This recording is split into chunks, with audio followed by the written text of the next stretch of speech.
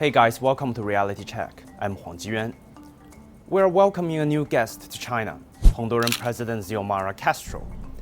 In every sense, this is new. It's not just her first state visit to China, but the first by a president of Honduras.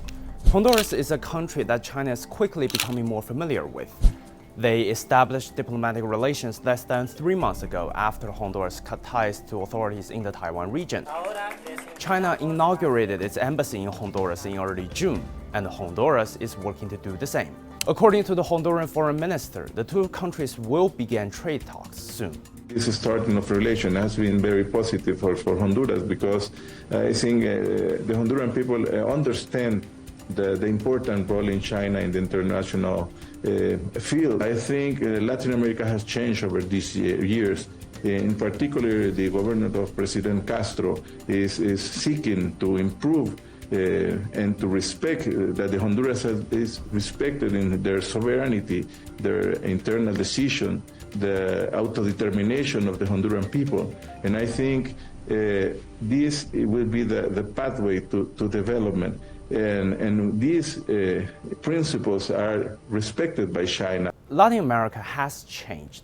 Over the past decade, 10 countries have ditched Taiwan authorities and have chosen to establish or resume diplomatic relations with China. 4 are from Latin America, including Nicaragua, El Salvador, Dominican Republic, and Panama. One country has not been happy about this, the United States. Since very early on, it has considered itself the dominant power in the Western Hemisphere and has opposed any country it deems reaching into its sphere of influence. It considers Latin America as its backyard. But today, while the United States is using Taiwan to suppress China's development, countries in the region are not following along. They are either seeing China as top trading partner or cutting ties with Taiwan authorities. The backyard is on fire, so to speak, and the United States seems unable to put it out.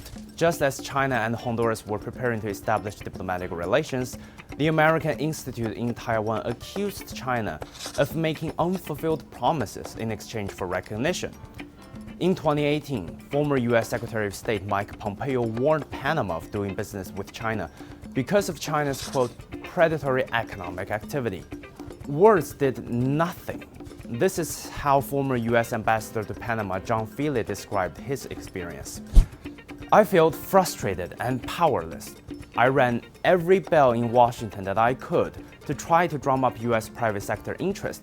I asked for the commercial delegation to calm down, and I got nothing.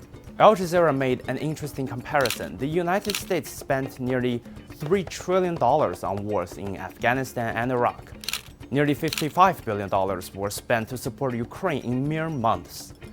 But in Latin America, it allocated less than $2.2 billion throughout the entirety of 2022, even though nearly 1/5 of Americans are of Latin American and Caribbean descent. It's not surprising that the backyard bolted. China has made it crystal clear Taiwan is part of China. China must and will be reunified. So the choice for everyone is simple. Do you prefer recognizing this fact, establish relations with China, and give your people a chance at development? Or do you prefer sticking with a false illusion and deny your people the benefit they could have otherwise enjoyed? The choice is simple.